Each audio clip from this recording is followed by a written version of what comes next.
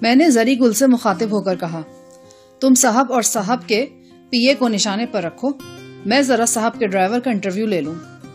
میرا اشارہ قلی قطب کی طرف تھا۔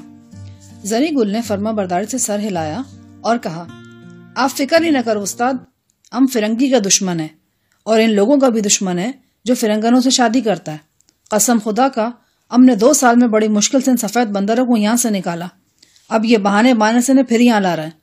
آپ فکر ہی نہ کرو استاد، ہم اس فرنگن کو بیوہ کرنے میں 1 سیکنڈ کا دیر نہیں لگائے گا۔ ادھر اس لاٹ صاحب نے ہم کو چالاکی ملاکی دکھایا، ادھر ہم نے ٹھائیں سے گولی داغا۔ چلو اے موٹے آگے لگ۔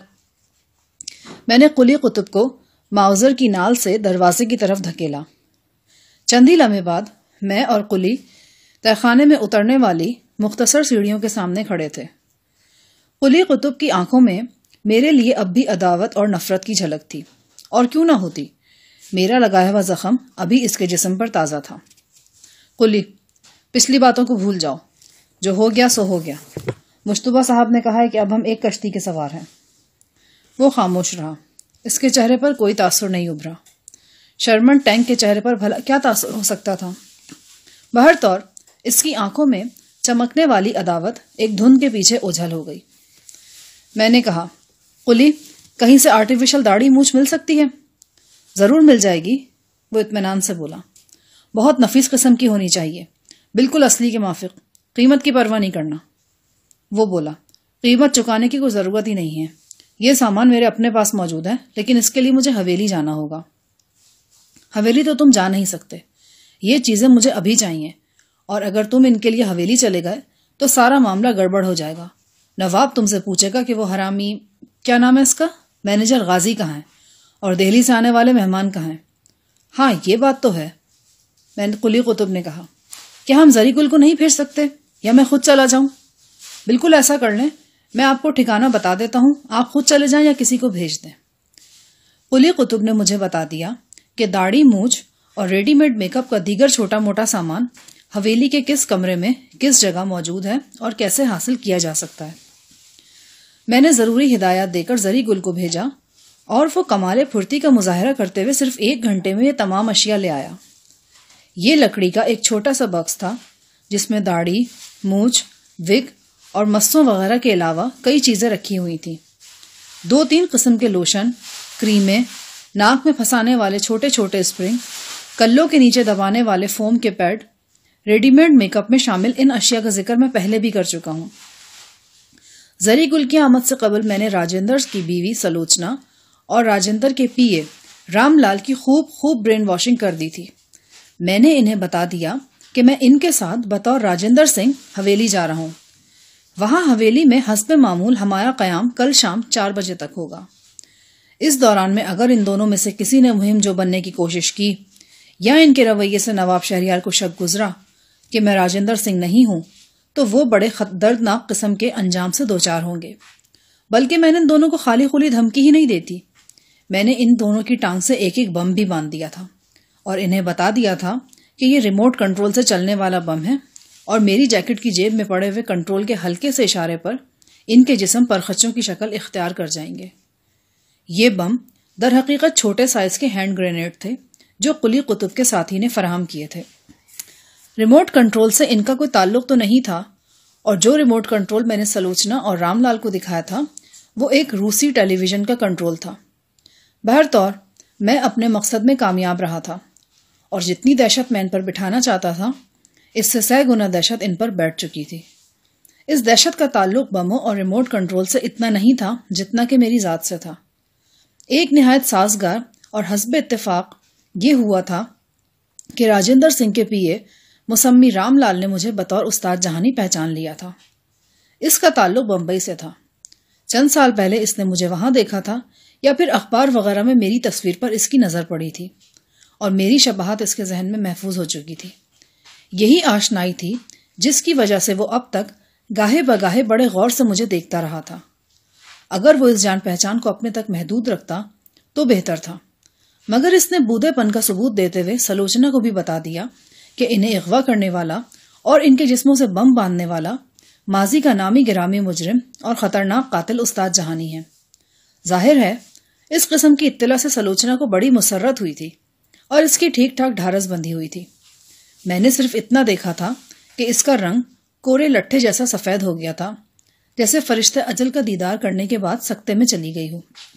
مجھے ڈر محسوس ہوا کہ کہیں منتر الٹا نہ پڑ جائے، یعنی یہ عورت اتنا نہ ڈر جائے کہ اس کے ڈر کی وجہ سے بھید کھل جائے۔ لہٰذا میں اس کے ساتھ ملائمت سے پیش آیا اور اسے بڑی توجہ سے یہ بات سمجھائی کہ اگر وہ میرے کہنے کے مطابق عمل کرے گی تو اس کا بال بھی باقی نہیں ہوگا، اور کل شام 4 بجے وہ اپنے شوہر کے ہمراہ اسی طرح صحیح سلامت ایئرپورٹ کی طرف روانہ ہوگی جیسے آج ایئرپورٹ سے یہاں آئی ہے۔ اپنی نسوانی کم ہمتی و کمزوری سے قطع نظر وہ ایک ذہین عورت تھی۔ اس نے میری باتوں کو دھیان سے سنا اور بہت جلد اس نتیجے پر پہنچ گئی کہ میں جو کچھ بھی ہوں اس کی اور اس کے شوہر کی جان کا دشمن نہیں ہوں، اور اگر وہ میری ہدایت پر عمل کرے گی تو میں اسے کوئی غضب نہیں پہنچاؤں گا، بلکہ دیگر کسی خطرے سے بھی اس کی حفاظت کروں گا۔ بعد ازاں میں نے رام لال کو بھی اسی انداز میں سمجھا بجھا دیا اور اس کے خوف کو ایسے درجے پر لے آیا جہاں رام لال مکمل طور پر میرے قابو میں رہے، نہ تو اتنا سہم جائے کہ حویلی جا کر اس کے رویے کی وجہ سے بھانڈا پھوٹ جائے، اور نہ اتنا دلیر ہو جائے کہ کوئی چال چلنے کی کوشش کرے۔ ہم مزید وقت ضائع نہیں کر سکتے تھے، کیونکہ ہمیں روانہ ہونے میں 10-15 منٹ کی تاخیر اور ہو جاتی تو نواب شہریار کے کارندوں کو تشویش میں مبتلا ہو جانا تھا۔ عین ممکن تھا کہ وہ ایئرپورٹ کی فلائٹ انکوائری سے بذریعہ فون معلومات حاصل کرتے اور ہماری تلاش میں نکل کھڑے ہوتے۔ میں نے راجندر سنگھ کو تو زری گل اور فریال کی تحویل میں چھوڑا اور خود ضروری تیاری کے بعد سلوچنا اور رام لال کے ساتھ بطور راجندر سنگھ حویلی روانہ ہو گیا۔ مجھے قمیص تو راجندر سنگھ کی ہی آ گئی تھی، پگڑی اور اینک بھی راجندر کی تھی، اور وہ سفید پٹی بھی جس نے اس کے رخسار اور کن پٹی کو ڈھانپ رکھا تھا۔ پتلون میری اپنی تھی، اور میں نے یہ رسک اس لیے لے رکھا تھا کہ اسی پتلون کے ساتھ حویلی چلا جاؤں۔ داڑھی منہ چپکا کر اور ناک کے نتنوں میں چھوٹے چھوٹے مخصوص اسپرنگ پھنسانے کے بعد میں نے آئینہ دیکھا تو خود کو پہچان نہ سکا۔ پہچانا تو اس وقت جاتا ہے جب چہرہ نظر آ رہا ہو، یہاں تو 5/6 حصہ چہرہ چھپا ہوا تھا۔ نہ جانے کیوں میری چھٹی حص گواہی دینے لگی کہ میں نواب شہریار کو دھوکہ دینے میں کامیاب رہوں گا۔ رات کے ٹھیک 12 بجے ہم حویلی کے عظیم و شان صدر دروازے میں داخل ہو رہے تھے۔ ڈرائیونگ سیٹ پر قلی قطب تھا۔ قلی قطب کے ساتھ PA to federal minister Ram Lal بیٹھا تھا۔ عقبی نشست پر میں اور میری فرضی بیوی سلوچنا تھے۔ سلوچنا اور رام لال مجھ سے بری طرح مروب تھے۔ مجھے 1% بھی امید نہیں تھی کہ وہ مجھ سے تعاون نہیں کریں گے۔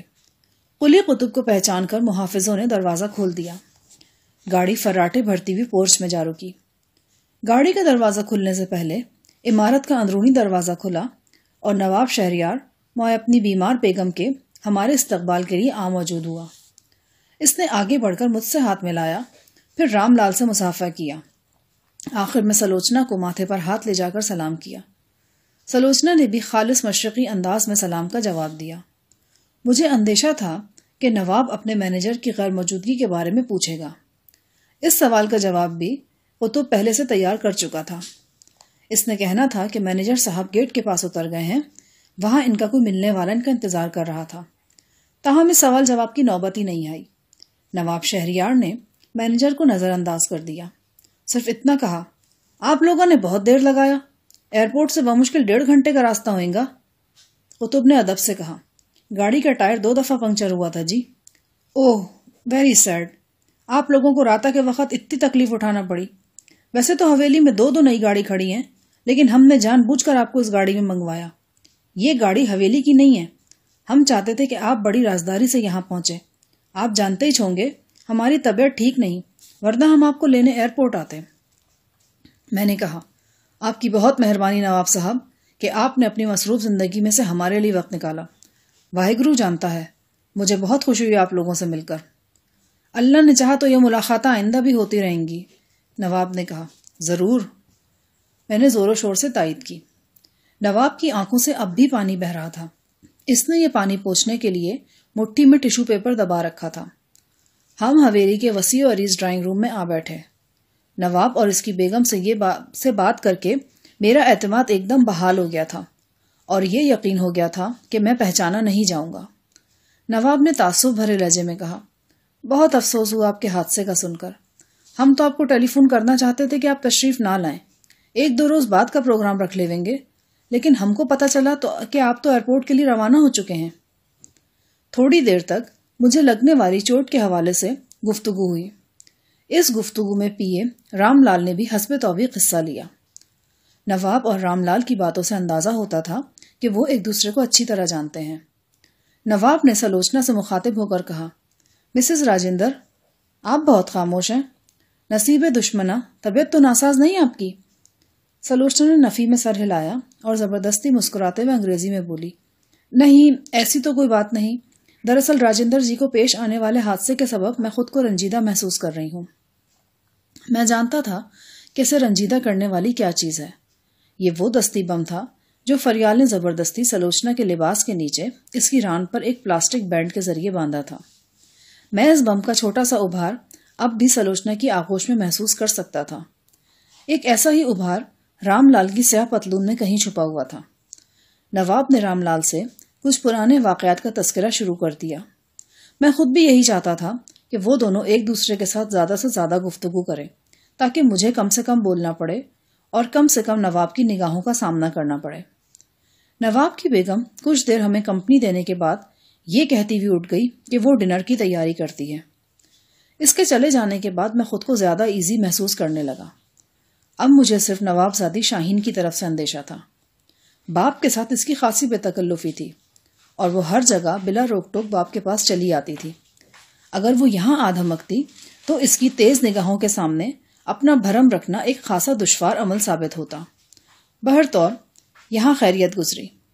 ہم آدھا پون گھنٹہ ڈرائنگ روم میں بیٹھے، لیکن نواب زادی کی صورت نظر نہیں آئی۔ اس سے پہلے بھی حویلی میں میری نگاہیں سے کھوجتی رہی تھی، لیکن وہ کہیں دکھائی نہیں دی تھی۔ ڈنر میں ہم تینوں کے علاوہ صرف نواب اور اس کی بیگم شریک تھے۔ اس سے پہلے میں نے 1-2 مرتبہ نواب کو کھانے کی میز پر دیکھا تھا۔ ام الخبائث المعروف انگور کی بیٹی بڑے اہتمام سے اس کے دسترخوان پر سجائی جاتی تھی، لیکن آج کہیں اس کا نام و نشان نظر نہیں آ رہا تھا۔ نواب کے کھانے پینے، اٹھنے بیٹھنے، غرض ہر انداز میں اسلامی رنگ جھلکتا تھا۔ کھانا کھانے کے بعد جب ہم ڈرائنگ روم کی طرف واپس لوٹ رہے تھے، مجھے کہیں قریبی راہداری سے مشتبہ کنور کی آواز سنائی دی۔ وہ کسی نوکر کو آوازیں دے رہا تھا۔ میں دل ہی دل میں مسکرا دیا۔ مجھے یقین تھا کہ مشتبہ کنور اس وقت بری طرح پیچ و تاب کھا رہا ہوگا۔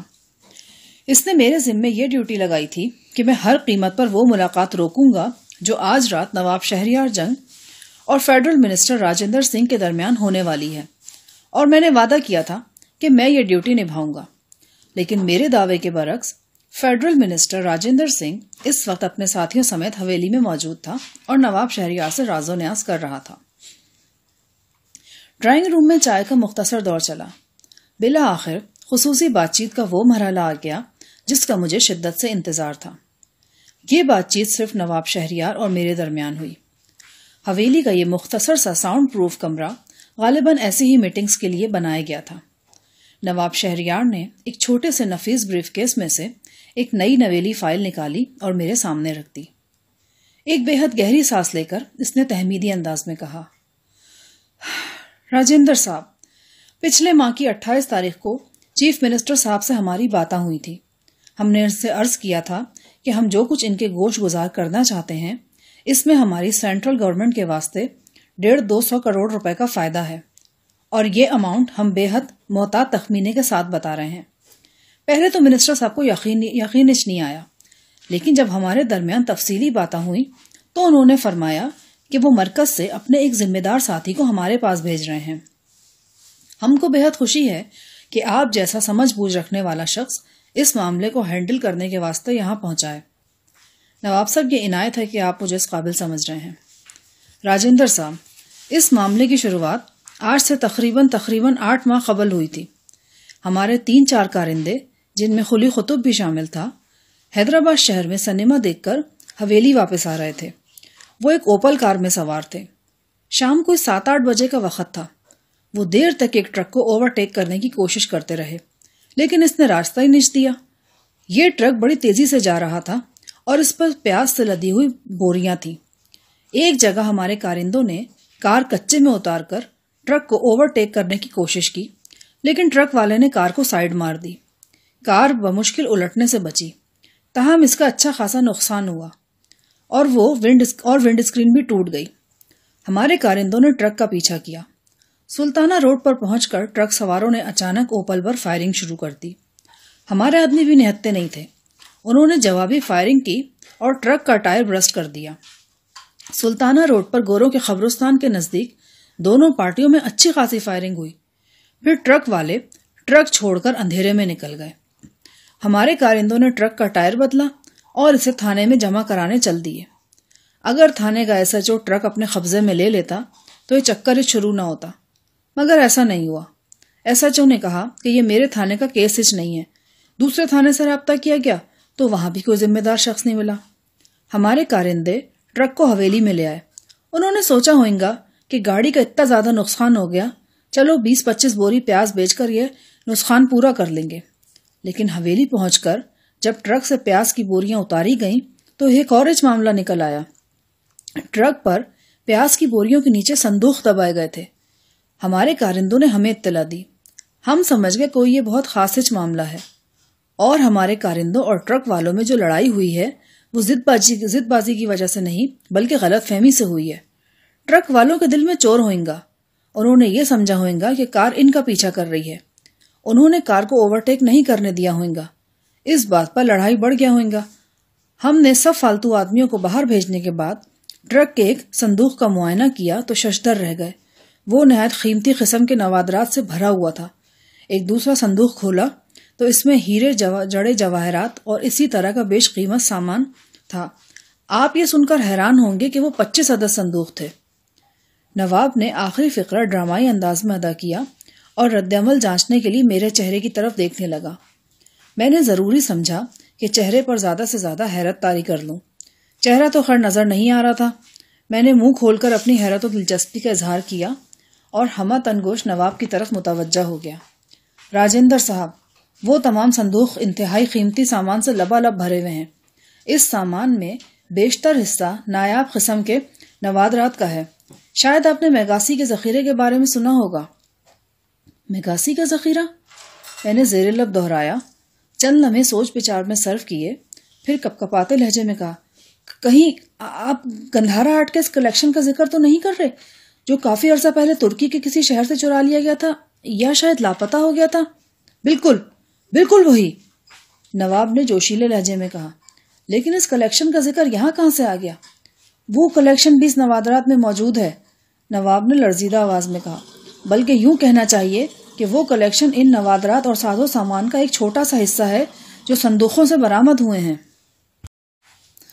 او گاڈ! میں صوفے پر سیدھا ہو کے بیٹھ گیا۔ یہ آپ کیا فرما رہے ہیں نواب صاحب؟ میری تو عقل خپت ہو رہی ہے۔ میں ان میگاسی کے نوادرات کے بارے میں کچھ زیادہ نہیں جانتا، لیکن اتنا تو مجھے بھی علم ہے کہ یہ نوادرات 200-250 سے کم نہیں، اور آج بھی 40-50 سال پہلے ان کی قیمت کروڑوں میں تھی۔ اگر وہ اصلی نوادرات ہیں تو میں سمجھتا ہوں کہ آپ نے آثار قدیمہ کی ہسٹری میں ایک نئے باب کی تخلیق کی ہے۔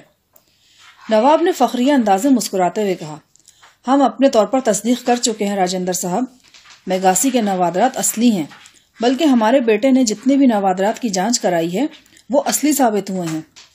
میں نے خود پر حیرت طاری کر رکھی تھی اور خاموشی سے نواب شہریار کو دیکھتا چلا جا رہا تھا۔ نواب نے اپنی نوزائیدہ داڑھی میں انگلیاں پھیرتے ہوئے کہا، یقیناً اب آپ کے ذہن میں یہ سوال ابھر رہا ہوگا کہ یہ سارا ساز و سامان اب کہاں ہے، اور ہم اس ساز و سامان کے بارے میں اب کیا ارادہ رکھتے ہیں۔ شاید ہمارے ارادے کے بارے میں تھوڑا بہت اندازہ آپ نے بھی لگا ہی لیا ہوگا۔ محترم منسٹر صاحب، بات دراصل یہ ہے کہ پچھلے چند مہینوں میں ہم پر اوپر تلے چند ایسے حادثے گزرے ہیں جنہوں نے ہمارے مزاج اور خواہشات کو یکسر بدل کر رکھ دیا ہے۔ اگر آپ کھلے لفظوں میں سننا پسند فرماتے ہیں تو ہم کہیں گے کہ دنیا اور دولت کے جھمیلوں سے ہمارا دل اچاٹ ہو چکا ہے۔ اب ہم ایک اور طرح کی زندگی گزارنا چاہتے ہیں، سادہ، پرسکون اور ہر طرح کی الجھنوں سے پاک۔ یہ دولت جو ایک اتفاق کے تحت ہم تک پہنچی، بے شک اس وقت ہماری تحویل میں ہے اور ہم اسے اپنی تحویل میں رکھ سکتے ہیں، لیکن سچ یہ ہے کہ یہ دولت ہماری نہیں، ہمارے اندر کے انسان نے ہمیں اس بات کی اجازت نہیں دی کہ ہم اسے اپنے پاس رکھیں، لہٰذا ہم نے فیصلہ کیا ہے کہ یہ سب کچھ ہم گورنمنٹ کے سپرد کر دیں گے۔ آپ کو یہاں بلانے کا مقصد بھی یہی ہے کہ اس سلسلے میں تفصیلات طے کر لی جائیں۔ نواب صاحب، آپ نے ایک بہت بڑے کام کا ارادہ کیا ہے، واحگرو آپ کو اس ارادے میں کامیاب کرے۔ آپ کی باتیں سننے کے بعد مجھے اپنے کانوں پر وشواس نہیں ہو رہا۔ میں کیا، میری جگہ کوئی بھی ہوتا اتنی جلدی اس حیرت کو اپنے اندر جذب نہ کر پاتا۔ میرا دھیان اب چند ماہ پہلے کے اخبارات کی طرف جا رہا ہے۔ ان اخبارات میں فرید کوٹ کے حوالے سے کچھ واقعات کا ذکر کیا جاتا رہا ہے۔ وہاں بھی کسی ایسے ہی ٹرک کا چکر رہا ہے جس پر بہت سا قیمتی ساز و سامان لدا ہے۔ نواب صاحب، کہیں یہ وہی معاملہ تو نہیں؟ نواب شہریار نے کہا، ان واقعات کی بازگشت یہاں حیدرآباد میں بھی سنی گئی تھی۔ یہی وجہ ہے کہ ٹرک میں صندوقوں کا کھوج لگتے ہی ہمارا دھیان فوراً اخباری خبروں کی طرف چلا گیا تھا۔ پھر کیا نتیجہ نکالا آپ نے؟ یہی کہ یہ وہی ٹرک ہے، میں نے کہا۔ حیرت ہے، یہ ٹرک فرید کوٹ سے چل کر یہاں حیدرآباد آ پہنچا، جبکہ پنجاب اور مغربی اتر پردیش میں اس ٹرک کو چپے چپے پر تلاش کیا جا رہا تھا۔ نواب نے کہا، جس ٹرک کو تلاش کیا جا رہا تھا اس پر گنے لدے ہوئے تھے، اور اس کا رنگ، اس کی نمبر پلیٹ اور باڈی کا ڈیزائن بھی دوسرا تھا۔ دراصل ٹرک کو سڑک پہ لانے سے پہلے اس میں بہت سی تبدیلیاں کی گئیں۔ ٹرک کی وہ نمبر پلیٹ بھی ٹرک کے اندر سے ہی برآمد ہو گئی جس پر جھنگ پاکستان کا نمبر لکھا ہوا ہے۔ بعد میں ہم نے ٹرک کے رنگ کو کھرچا تو نیچے سے دوسرا رنگ نکل آیا۔ ٹرک کی باڈی پر بھی فالتو لکڑیاں جوڑ کر اس کے ڈیزائن میں تبدیلی کی گئی ہے۔ نواب صاحب، یہ بڑی عجیب و غریب بات ہے۔ ایک ایسا ٹرک جس کی تلاش میں ایک صوبے کی پوری انتظامیہ پاگل ہو رہی تھی، اور خطرناک مجرموں کے گروہ جس کے کھوج میں ٹکریں مارتے پھر رہے تھے، آپ کے کارندوں نے اتنی آسانی سے اپنی تحویل میں لے لیا، اور نہ صرف تحویل میں لے لیا بلکہ اسے تھامنے جمع کرانے بھی کے لیے گھومتے رہے۔ مجھے وشواس ہے کہ اگر یہ ٹرک کسی عیار پولیس افسر کے ہتھے چڑھ جاتا تو ایک بار پھر معمہ بن جاتا۔ بہرحال سوچنے کی کچھ اور باتیں بھی ہیں، تاہم یہ باتیں کرنے سے پہلے میں آپ کی آگیا سے وہ ٹرک اور اس کا ساز و سامان دیکھنا چاہوں گا۔ سچی بات ہے نواب صاحب کہ اس سلسلے میں میرا شوق اب عروج پر پہنچ چکا ہے اور مجھ سے مزید صبر نہیں ہو رہا۔ میری ہیجانی کیفیت کو محسوس کر کے نواب دھیرے سے مسکرایا۔ ہمیں افسوس ہے منسٹر صاحب، آپ کو تھوڑا سا انتظار مزید کرنا ہوگا۔ دانش مندوں نے ٹھیک کہا ہے، دولت اور خوبصورتی اپنی دشمن آپ ہوتی ہے۔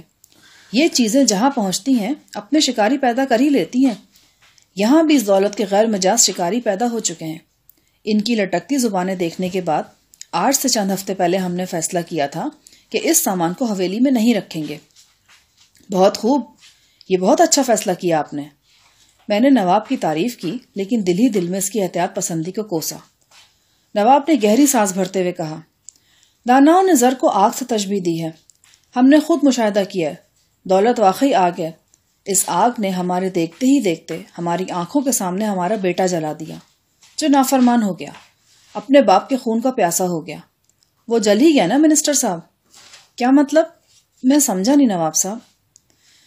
منسٹر صاحب، ابھی ہم نے جن شکاریوں کا ذکر کیا ہے ان میں سب سے بڑا شکاری تو ہمارا اپنا بیٹا ہے۔ سونے اور ہیرے جواہرات کی چمک نے اس کی آنکھوں پر پٹی باندھ دی ہے۔ خمیز کا دامن اٹھائیں گے تو اپنا ہی پیٹ ننگا ہوئے گا۔ ہم آپ کو کیا بتائیں، پچھلے چند ہفتوں میں ہمارے بیٹے کے ہاتھوں ہم پر کیا کیا گزری ہے۔ ابھی آپ کی آمد سے ایک دن پہلے وہ شیطان پوری فوج لے کر حویلی پر چڑھایا تھا۔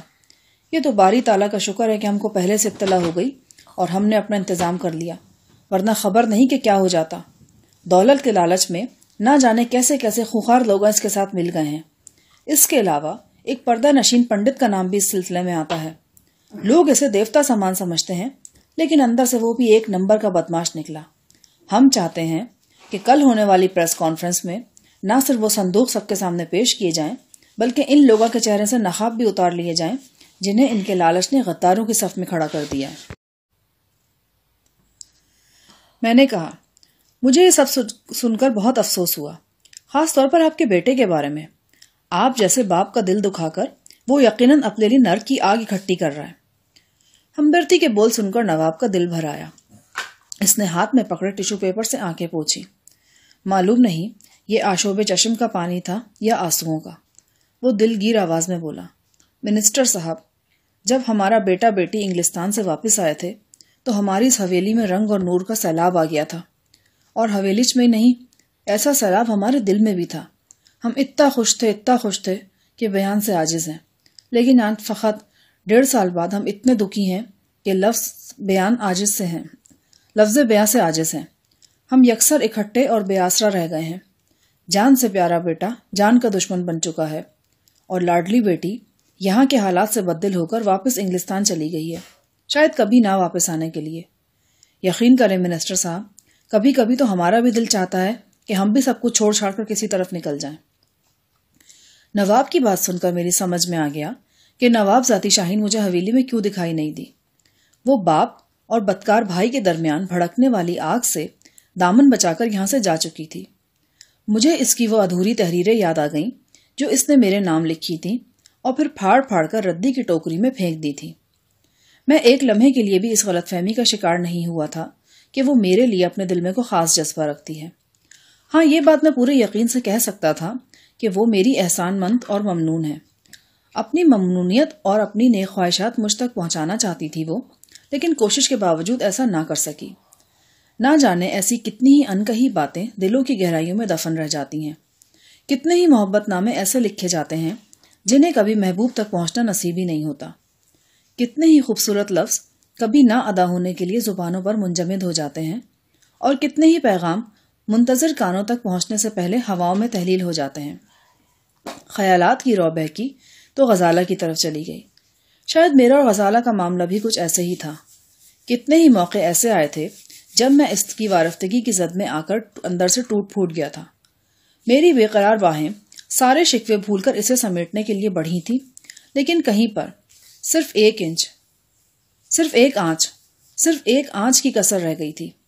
اظہار اور انکہی کے درمیان ایک مدھم لکیر کا فاصلہ تھا جو مجھ سے طے نہیں ہوا تھا.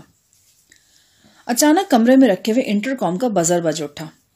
میرے ساتھ ساتھ نواب بھی چونک گیا. اس نے ریسیور اٹھا کر ہیلو کہا، پھر غور سے بات سننے لگا. نہیں، ہم مصروف ہیں، اس نے الجھن سے کہا. دوسری طرف سے اصرار کیا گیا. نواب چند لمحے تذبذب میں رہا، پھر بیزار لہجے میں بولا، اچھا بھیج دو. چند لمحے بعد ساؤنڈ پروف کمرے کا دروازہ کلک کی مدھم آواز سے کھلا اور ایک شخص اندر آ گیا. وہ شلوار قمیض میں تھا. بالائی جسم پر اس نے گرم چادر لپیٹ رکھی تھی. یہ چادر اوڑھنی کی طرح اس کے سر پر بھی تھی. اس چادر کی وجہ سے نوارد کا حلیہ کچھ پرسرار سا ہو گیا تھا. اس کے اندر آنے کے بعد دروازہ خود بخود بند ہو گیا. نوارد نے ہماری طرف رخ پھیرا تو میرے ساتھ ساتھ نواب شہریار جنگ بھی چونک گیا. وہ نواب فیروز جنگ تھا. اس کے ہاتھ میں جرمن پسٹل اور آنکھوں میں خون کی سرخی تھی. یہ سوچنے کا وقت نہیں تھا کہ نواب فیروز یہاں کیوں کر اور کیسے پہنچا.